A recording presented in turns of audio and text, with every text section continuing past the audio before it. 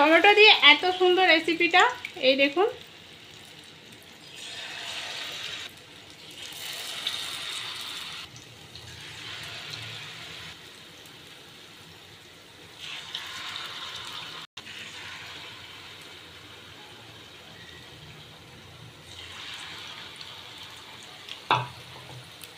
নমস্কার বন্ধুরা, বাঙালি কুকিং এ সবাইকে স্বাগত। সবাই ভালো আছো? আমিও ভালো আছি। আজকে আমি একটা রেসিপি শেয়ার করছি, নাস্তা রেসিপি, খুব সহজ সরল ভাবে আর যা ঘরে থাকা সামান্য কিছু জিনিস দিয়ে বানানো যায়। চলুন দেখা যাক আমি আজকে কি রেসিপিটা বানাচ্ছি আর কি শেয়ার করছি। চলুন দেখে নেবেন। আজকে আমি রেসিপিটা বানাচ্ছি, এই দেখুন এখানে আলু নিয়েছি, আলুর সাথে টমেটোটা মিশিয়ে যে এত সুন্দর রেসিপি হয়, না দেখলে বুঝতেই পারবেন না। আর আমার রেসিপিটা পুরো প্রথম থেকে পুরো শেষ পর্যন্ত দেখুন। আর দেখা শুরুতে একটা লাইক দিয়ে দেবেন, ভালো লাগলে সাবস্ক্রাইব করে পাশে থাকবেন। এখানে আমি আলুটাকে, একটা কাঁচা আলুকে আমি গ্রেট করে নিয়েছি, এই দেখুন গ্রেটারে করে গ্রেট করে নিয়েছি। আর এখানে আমি নিয়েছি টমেটো, দুটো টমেটোকে, ছোট ছোট বলে আমার 3টে টমেটো লেগেছে, একটু মিডিয়াম সাইজের থাকলে দুটো টমেটোতে হয়ে যাবে। আমি দুটো টমেটোকে কেটে নিয়েছি, এটাকে আমি একটু পেস্ট করে নিচ্ছি। এখানে আমার টমেটোটা পেস্ট করা হয়ে গেছে, এই দেখুন। আমি এটাকে সাইডে রেখে দিচ্ছি। এখানে কোড়া বসিয়ে নিয়েছি, কোড়াতে আমি 1 চামচ তেল দিয়ে দিয়েছি, সাদা তেল দিয়ে দিয়েছি। তেলটা আমার গরম হয়ে গেছে, এর মধ্যে আমি 1/2 চামচ আমি জিরে দিয়ে দিচ্ছি। এই দেখুন এখানে আমি জিরেটা দিয়ে দিচ্ছি, জিরেটাকে আমি একটু ভেজে নেবো। আমার কোড়াটা এপাশে তেলটা গড়ে গেছে বলে আমি জিরেটা দিয়ে দিলাম এপাশে। তেল জিরেটা আমার একটু ভাজা হয়ে গেছে। এবার গ্রেট করে রেখেছিলাম 1 ইঞ্চির মতো আদা, আদাটাকেও আমি দিয়ে দিলাম। আদা জিরেটাকে আমি একটু ভালো করে ভেজে নেব, যাতে আদা থেকে কাঁচা গন্ধটা চলে যায়। এখানে আমার আদাটা ভাজা হয়ে গেছে। এবার আমি যে আলুটাকে গ্রেট করে রেখেছিলাম, আলুটাকে এবার আলুটা আমি দিয়ে দিচ্ছি এর মধ্যে। এবার আলুটা দিয়ে আমি একটু নেড়ে নেবো আদাটার সাথে জিরেটার সাথে ভালো করে। আর আলুটাকে কিন্তু ভালো করে ধুয়ে নিতে হবে। এই দেখুন আমার ভালো করে ধুয়ে নিয়ে এবার এর সাথে ভালো করে মিশিয়ে দিচ্ছি। মিশিয়ে নিয়ে এর মধ্যে আমি একটু হলদি দিয়ে দিচ্ছি, সামান্য পরিমাণে একটু হলদি দিয়ে দিচ্ছি, 1/2 চামচের কম। আর আমি নুনটা একবারে পুরো যতটা লাগবে আমি সেরকম অনুযায়ী আমি নুন দিয়ে দিচ্ছি। এখানে আমি 1/2 চামচের মতো নুন দিয়ে দিলাম। এবার আপনারা যদি পরিমাণটা বেশি বাড়ান তাহলে তখন নুনের পরিমাণটাও বেড়ে যাবে। এখানে এবার এই দুটোকে আমি ভালো করে নাড়তে থাকবো, আর আলুটা আমি যেন ভাজা ভাজা হয়ে যায় আমি সেরকম অপেক্ষা করব। এখানে আমার আলুটা কিন্তু ভাজা ভাজা হয়ে গেছে। এবার আমি এর মধ্যে দিয়ে দিচ্ছি 1/2 চামচের মতো লঙ্কা গুঁড়ো দিয়ে দিচ্ছি এখানে, আর 1/2 চামচ আমি ধনে পাউডার দিয়ে দিচ্ছি এখানে।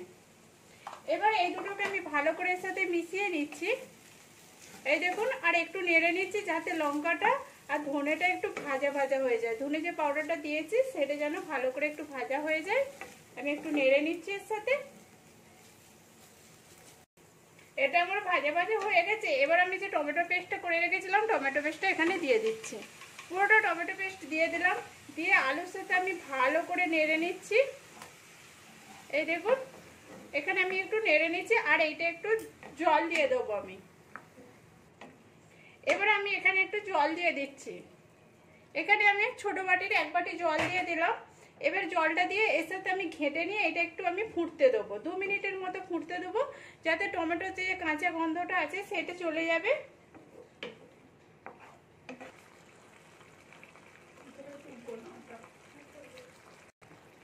এখানে কিন্তু আমার এটা ফুটে গেছে, জলটা ফুটে গেছে। এবার আমি একটা বাটির 1/2 বাটি, মানে এটা ছোট বাটি বলে 1 বাটির মতো আমি আটা দিয়ে দিলাম। এবার আটাটা দিয়ে আমি ভালো করে এর সাথে মিশিয়ে নেবো, আর এর মধ্যে পুরো আটাটা মাখা হয়ে যাবে। আমি সেরকম ভাবেই আমি এটাকে মিশিয়ে নিচ্ছি, যাতে কোনোভাবে ডেলা অংশটা না থাকে। পুরো ভালো করে মিশিয়ে নিচ্ছি।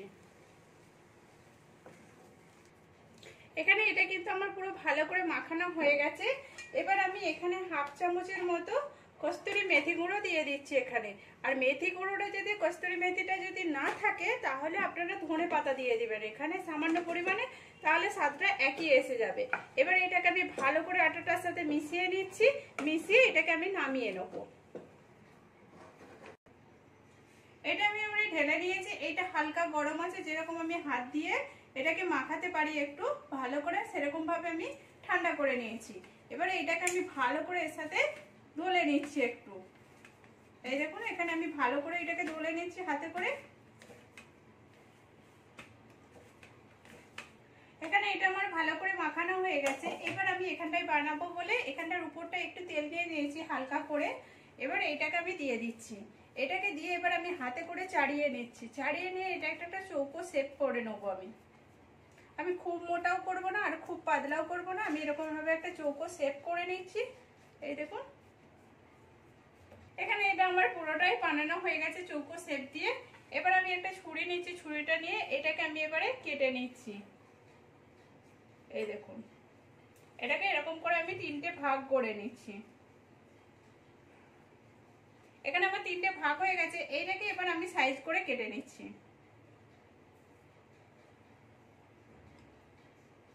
এই দেখুন এখানে আমি সাইজ করে কেটে নিচ্ছি। এইটাকে এবার আমি 4টে ভাগ করে নেব। এখানে আমার এগুলো কাটা হয়ে গেছে। এই দেখুন আমার কাটাটা কিরকম হয়েছে। এবার এই যে ধারগুলো যে এবড়ো খেবড়ো রয়েছে আমি এরকম করে একটু সাইজ করে নিচ্ছি হাতে করে। নাহলে এরকম করে যেইটাইতে বানিয়েছেন সেইটা ভাবে করে নিলে ওই দেখুন আমার শেপটা এসে গেছে। পুরো ভালোভাবে কোনো উজকো খুজকো থাকবে না। এরকম করে আমি সবগুলোই একইভাবে সাইজ করে নিচ্ছি।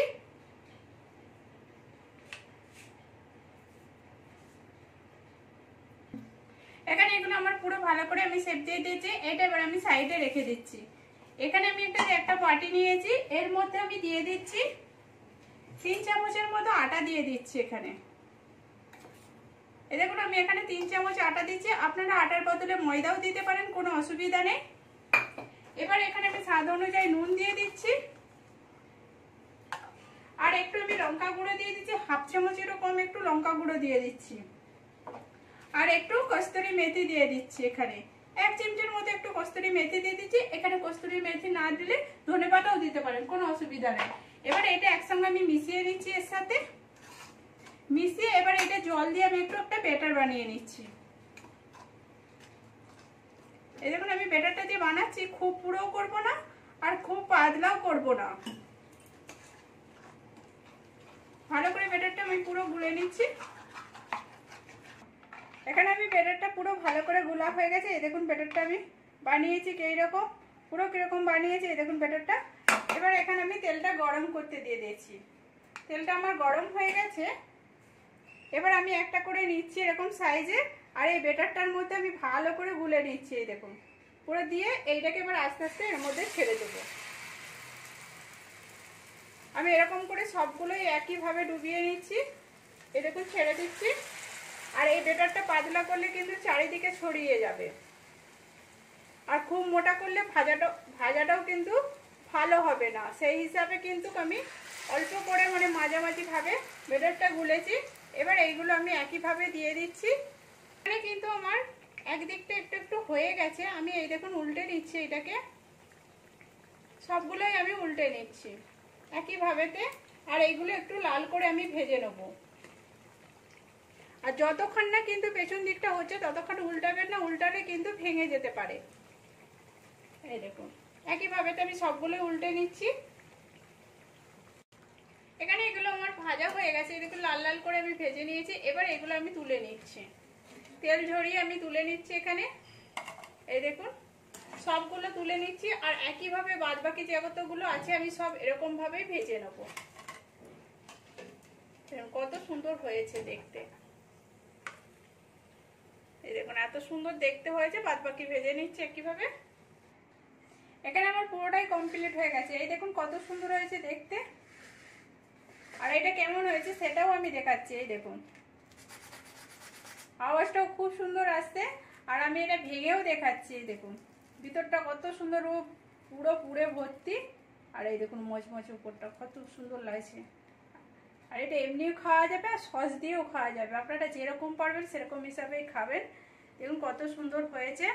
প্লিজ আপনারাও এরকম করে বাড়িতে বানিয়ে দেখুন আর কেমন হয়েছে সেটাও কমেন্ট করে বলুন। ভালো লাগলে একটা লাইক করে শেয়ার করে সাবস্ক্রাইব করে পাশে থাকবেন প্লিজ। আর এটা খুব সুন্দর, তাড়াতাড়ি ঘরে বানানো যাবে অল্প জিনিস দিয়ে।